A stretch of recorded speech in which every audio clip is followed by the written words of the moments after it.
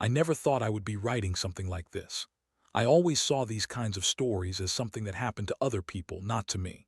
But here I am, sitting on my couch, a bottle of whiskey in one hand and my phone in the other, typing out the raw truth of my life, hoping it will help someone else.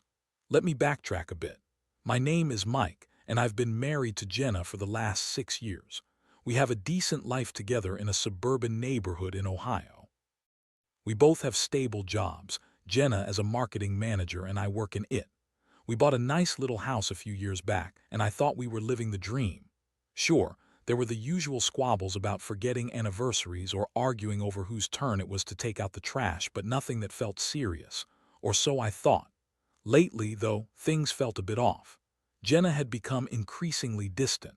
She'd often come home late from work, claiming she had to put in extra hours for a project. I'd joke about her work husband, and she'd roll her eyes and laugh it off, but there was something about her laughter that felt forced. She started dressing differently too, wearing outfits that seemed a little too flashy for our casual nights in. I trusted her, but as time went on, a nagging feeling began to creep in the back of my mind. Then came our anniversary, or so I thought it was. I could have sworn it was next week, but Jenna insisted it was that day. "You forgot our anniversary, Mike," she said, a mix of disbelief and annoyance etched across her face. I felt this sinking feeling in my stomach. I had been busy with work and life, and the date slipped my mind. "I'm so sorry, I thought it was next week," I stammered, scrambling to think of a way to make it up to her. Her response was not what I expected. Instead of the disappointment I had anticipated, she shot me a look that was half irritated and half amused. "You really need to get your head out of the clouds," she said, crossing her arms. I felt like a scolded child, which made my blood boil. I didn't know it then, but that was just the tip of the iceberg. A few days later, I was sitting at home scrolling through my phone when I noticed a message pop up on Jenna's side of the bed. It was from a guy named Dave. I had never heard of him before. The message was innocuous enough, just a simple "can't wait to see you tonight," but it sent a chill down my spine. I should have ignored it, but the curiosity gnawed at me incessantly. I confronted her that night, heart racing and thoughts racing through my mind. I had to know the truth. "Who's Dave?" I asked, trying to keep my voice steady. I could see the color drain from her face.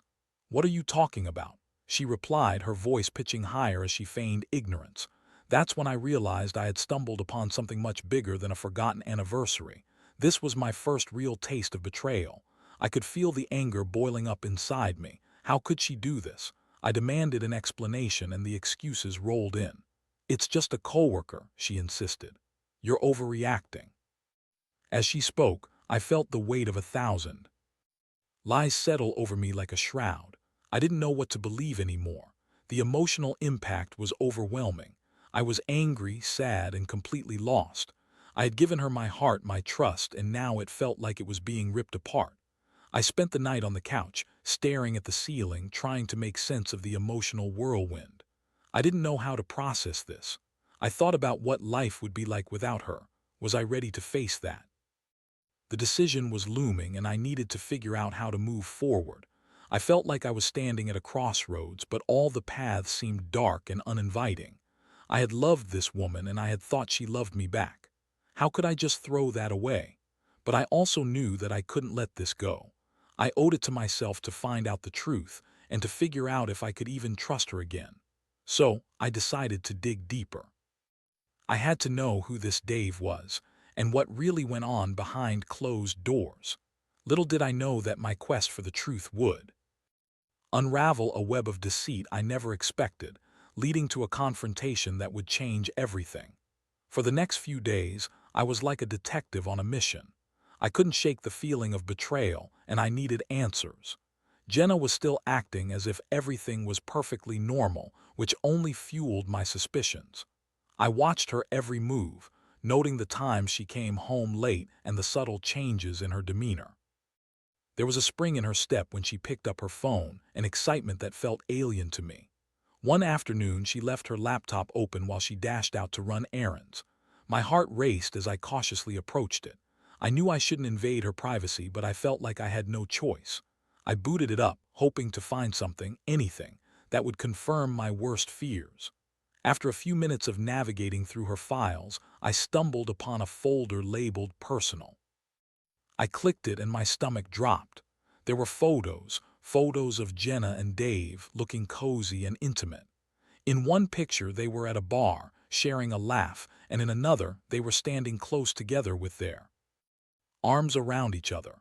Jenna's smile in those photos was one I hadn't seen directed at me in a long time. It was sickening.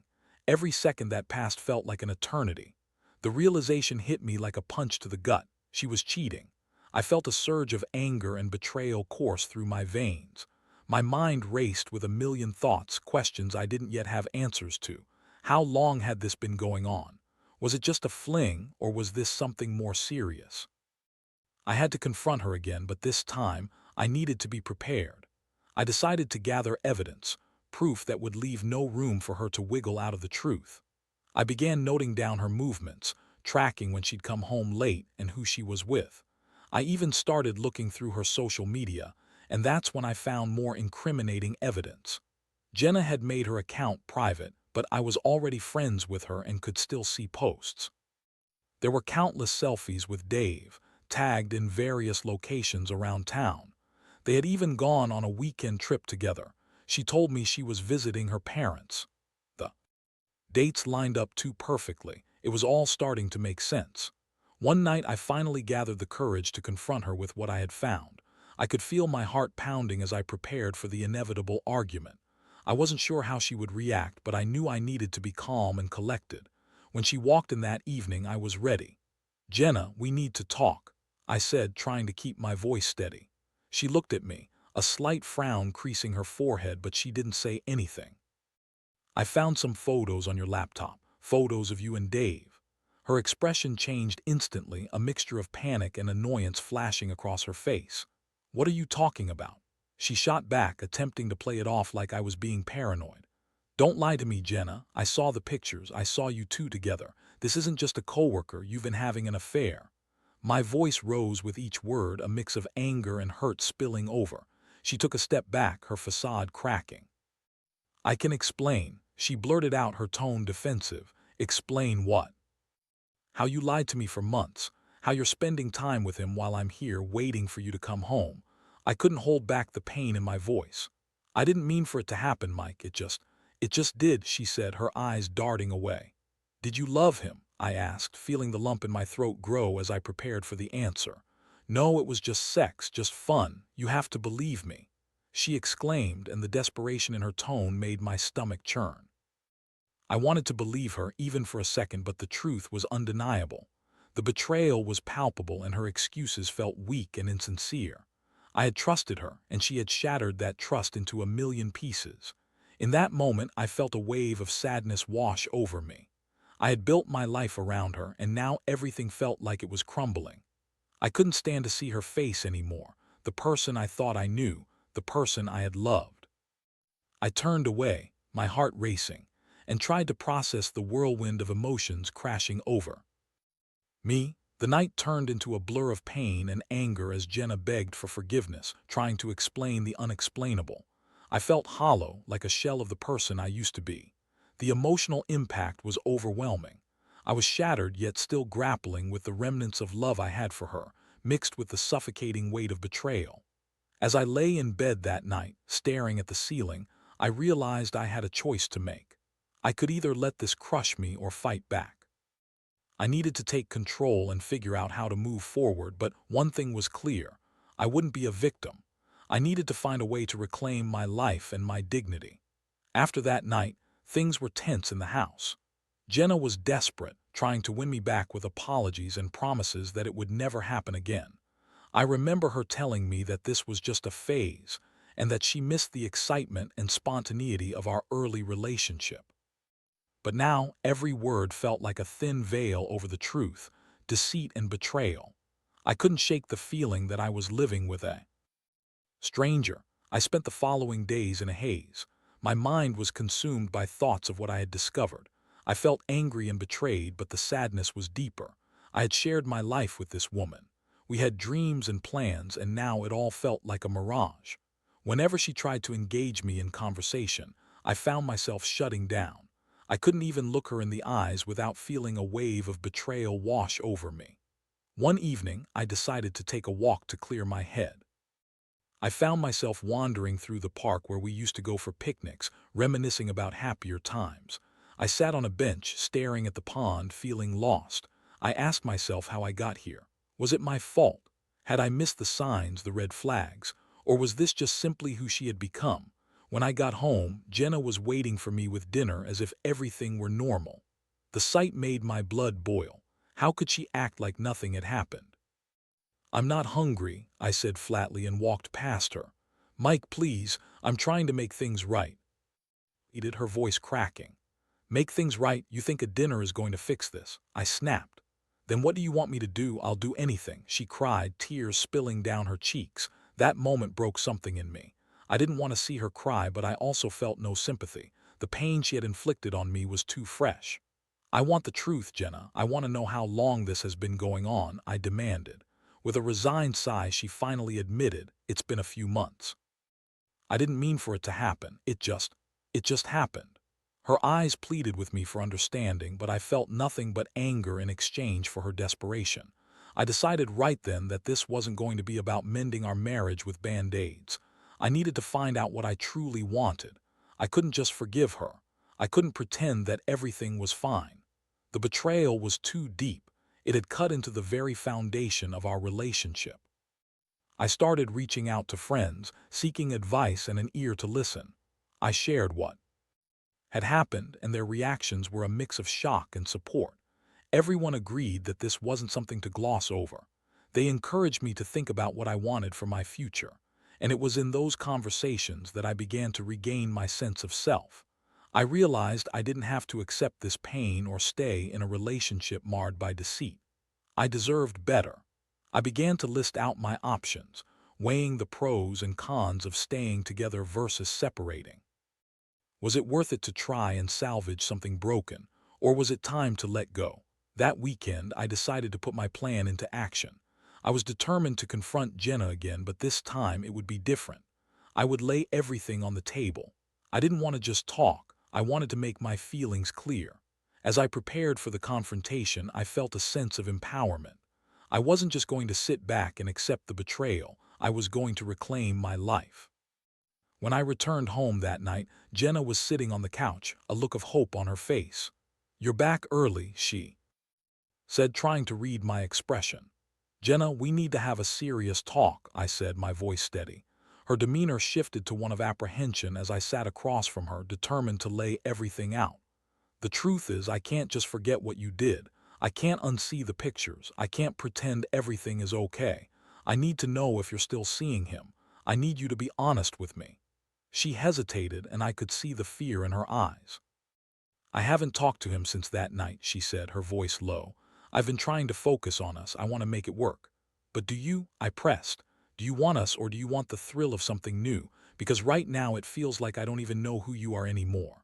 She opened her mouth to respond, but the words didn't come. Instead, she let out a deep sigh, collapsing back against the couch. "I messed up, Mike. I know I did. But I love you. I want to fix this." Hearing her say that again felt hollow. How can I trust you again? You were willing to give up everything for a fling, and now you want to come back like nothing happened. The silence that followed was deafening. I could see her internal struggle, the guilt that was finally surfacing, but I also knew deep down that love wasn't enough to heal what had been broken. "I need time to think," I finally said, feeling the weight of my words. I stood up to leave, but not before looking back at her. "This isn't just about us anymore. It's about me too. I need to decide what my future looks like without the shadow of this betrayal hanging over it." As I walked out of the room, I realized this was only the beginning of my journey. I had taken a stand, and while the road ahead felt daunting, I felt a sense of clarity that I hadn't felt in a long time. I was ready to reclaim my life, no matter where that led me. The following weeks were a whirlwind of emotions. I had told Jenna that I needed time, but time felt elusive. I found myself oscillating between moments of clarity and waves of despair. I had taken the first steps toward reclaiming my life, but the shadow of betrayal still loomed large. Each time I returned home, I was reminded of what we once had and what had been lost. The silence in the house felt deafening. During this time, I started focusing on myself. I began exercising again, hitting the gym to release the pent-up frustration and anger that had been building inside me. I found solace in routine. Lifting weights became a cathartic experience, a way of taking back control. I also leaned heavily on my friends for support, venting my frustrations and seeking their advice. They offered me a safe space to express my pain without judgment. But even as I took these positive steps, I couldn't shake the feeling of betrayal. I still had images of Jenna and Dave stuck in my mind, replaying over and over like a broken record. I had seen the evidence, and it haunted me. It was clear that our marriage had changed irrevocably, and the trust that had once anchored us was gone. After a particularly intense workout, I returned home one evening to find Jenna waiting for me. She had been trying to give me space, but her eyes were filled with a mix of hope and desperation. "Mike, can we talk?" she asked, her voice trembling slightly. I hesitated for a moment, bracing myself for another round of excuses and apologies, but I also felt a flicker of curiosity. What could she say now that might change anything? "Fine," I replied, trying to keep my tone neutral. We sat in the living room, the air thick with tension. "I've been doing a lot of thinking," she began, her hands clasped tightly in her lap. "I know I've hurt you, and I'm so sorry. I've realized that I don't want to lose you. I want to fight for our marriage." I leaned back, crossing my arms. "What does that even mean, Jenna? You've said you love me, but love isn't enough when you've shattered my trust. You can't just say you want to fight for us and think that fixes everything." "I know," she replied, her eyes welling up with tears. "I messed up. But I've been going to counseling, and I'm trying to understand why I made those choices. I want to be better for you and for us." "Counseling?" I asked, caught off guard. "You didn't mention that before." "I started a few weeks ago," she explained. "I realized I needed help. I don't want to be that person anymore. I want to be the wife you deserve." Her words felt genuine, but I was hesitant to believe her. "What does that mean for us? Can you promise me you won't contact Dave again, that you'll cut ties completely?" "Yes, I promise," she said, her voice resolute. "I don't want him, I want you. I'm willing to do whatever it takes to prove that to you." In that moment, I felt a glimmer of hope. Maybe there was a chance for us after all, but doubts lingered in the back of my mind. Would I really be able to trust her again? I hadn't decided yet, but I needed to see a change. "Okay," I said finally. "I'm willing to work on this, but it's going to take time. I can't just forget what happened overnight." "Of course," she agreed, a tear rolling down her cheek. "Thank you for giving me this chance." As we talked, I felt a mix of skepticism and cautious optimism. I needed to see tangible changes. I needed proof that she was committed to rebuilding our relationship. But the journey ahead felt daunting. How could we navigate the complexities of our marriage after such a deep betrayal? That weekend, I made a decision. It was time to confront my feelings head-on, to dig deeper into what had gone wrong in our relationship. So, I suggested we start couples counseling together. I wanted to see if we could rebuild our foundation, but I needed the guidance of a professional to help us navigate this minefield of emotions. Jenna agreed eagerly, and we scheduled our first session for the following week. As I prepared mentally for this new chapter, I felt a mix of hope and anxiety. Would this be the turning point for us, or would it expose deeper cracks in our relationship? When the day of our first session came, I felt a knot in my stomach. A counselor would be probing into our lives, our failures, and our emotions. As we walked into the office, I could see Jenna's apprehension mirrored in my own. The counselor, a kind woman named Dr. Sarah, greeted us warmly. "I'm glad you both decided to come in," she said, gesturing for us to sit down.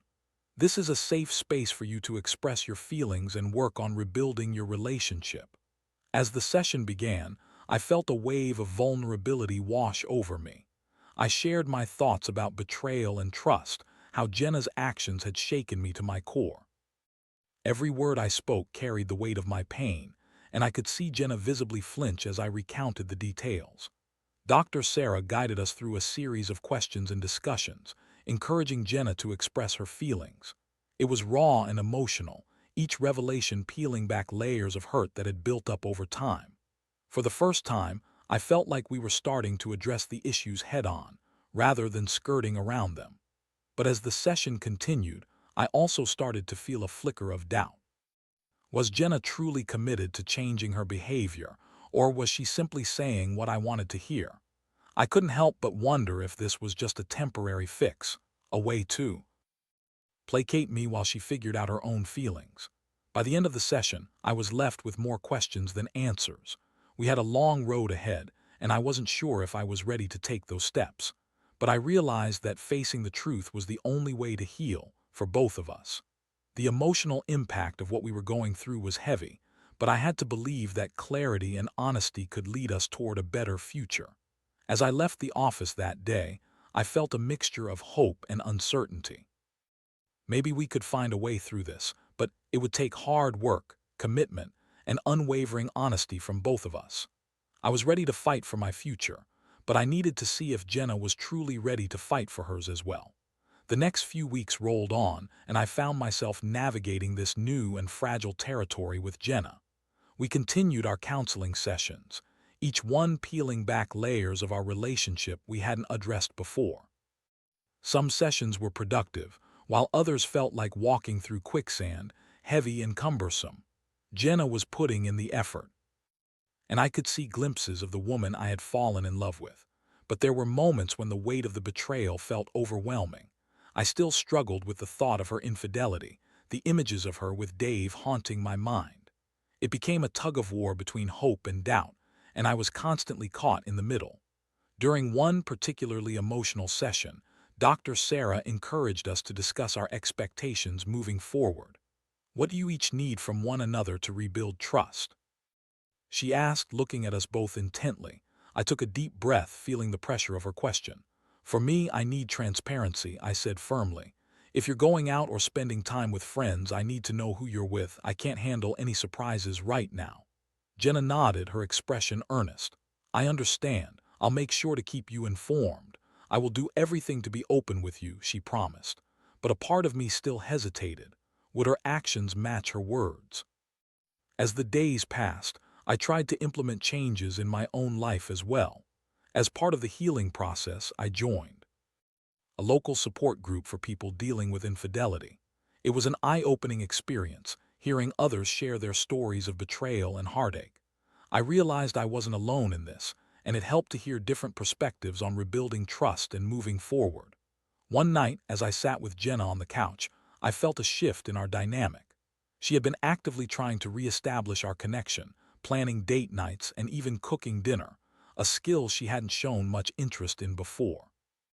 We were watching a movie together when she leaned her head on my shoulder, and for the first time in weeks I felt a flicker of warmth. I know things are tough, but I really want to make this work, she said softly. I love you, Mike. I don't want to lose you. I wanted to believe her, but doubt lingered. It's going to take time, Jenna. We can't just pretend everything is back to normal. I reminded her, my voice tinged with caution. I understand, she replied, pulling back to look me in the eye. But I really want to fight for us. I'm all in. That night I lay awake, contemplating her words. I felt conflicted, caught between hope and the haunting memories of betrayal. Could I truly forgive her? Would I ever be able to look at her without the shadow of doubt creeping in? Then came the moment that changed everything. One evening, I received a text from one of my friends who was also in the support group. Hey, Mike, just wanted to give you a heads up. I saw Jenna out with Dave last night at the green room, the message read. A rush of fury coursed through my veins. My heart raced as I replayed the text over in my mind, struggling to catch my breath. This was it, the ultimate betrayal. Had all the progress we made been a facade?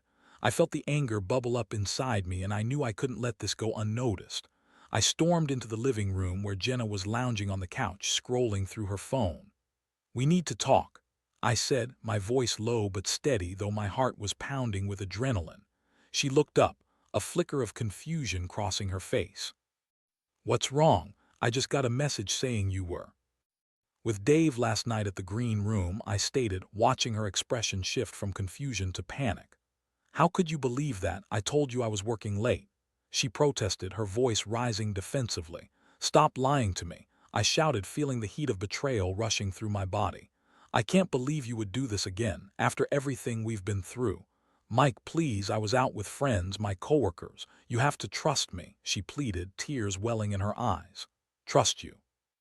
After what you've done, how can I?" I shot back, feeling a mix of heartbreak and anger. "This is exactly what I was afraid of. You promised me you'd be honest." "I am being honest," she cried, her voice breaking. "This is not what it looks like. What the hell am I supposed to believe then?"